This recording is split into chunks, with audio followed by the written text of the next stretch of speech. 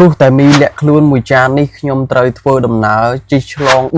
ដល់ទៅពីដំណាក់កាលសម្រាប់ទៅដល់កន្លែងទីតាំងខាងលើនេះតែអ្វីដែលខ្ញុំឆ្ងល់នោះគឺដងមិនបានគាត់មកឈប់ចោលនៅក្នុងព្រៃនេះវិញហេតុអីបានគាត់មិនទៅឈប់នៅក្នុងចំណតដែលគេដាក់ឲ្យឈប់ក៏ព្រោះតែដងនេះគឺមានបញ្ហា system ម៉ាស៊ីន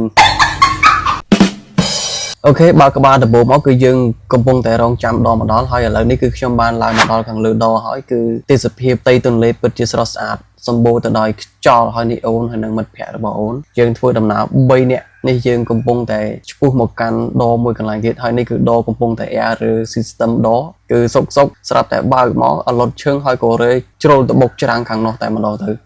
ហើយនេះគឺជាចំណុចដែលត្រូវចតហើយនេះយើងឆ្លងផុតហើយយើងក៏ធ្វើដំណើរតាមផ្លូវឆ្ពោះទៅកន្លែងមួយទៀតគឺយើងត្រូវឆ្លងកាត់ផ្លូវកោះនេះគឺកោះដាច់ហើយយើងជិះឃើញទីមុងរបស់វ៉ាន់ដាហើយនេះគឺមុងសាយ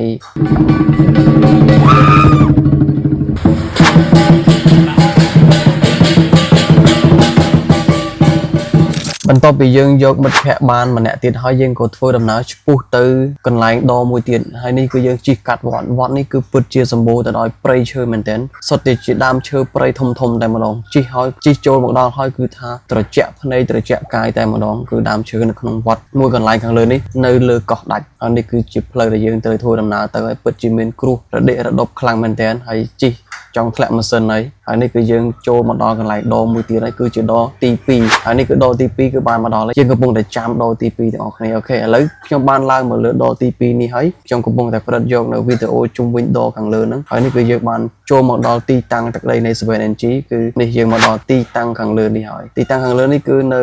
ខេត្តកណ្ដាលហ្នឹងឯងហើយមានផ្ទះបុរាណនិយាយទៅទីតាំងកន្លែងខាងលើនេះគឺមានទៅដោយវត្ថុបុរាណដូចជាទូរទស្សន៍បុរាណ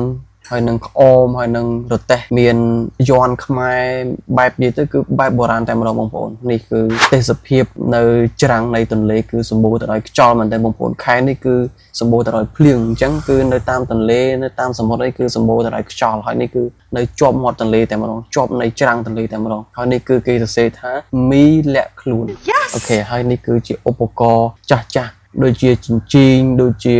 មានរបស់របរឆ្នាំងបុតសេរីចាស់ជាច្រើនហើយនេះគឺមីដែលយើងធ្វើការកំងបានហើយនេះគឺជាធីមដែលយើងត្រូវធ្វើដំណើរមកជាមួយគ្នាហើយគឺខ្ញុំសាកមីលាក់ខ្លួនជិះមកចម្ងាយផ្លូវឆ្ងាយគឺពិតជាមានរសជាតិឆ្ងាញ់មែនតើ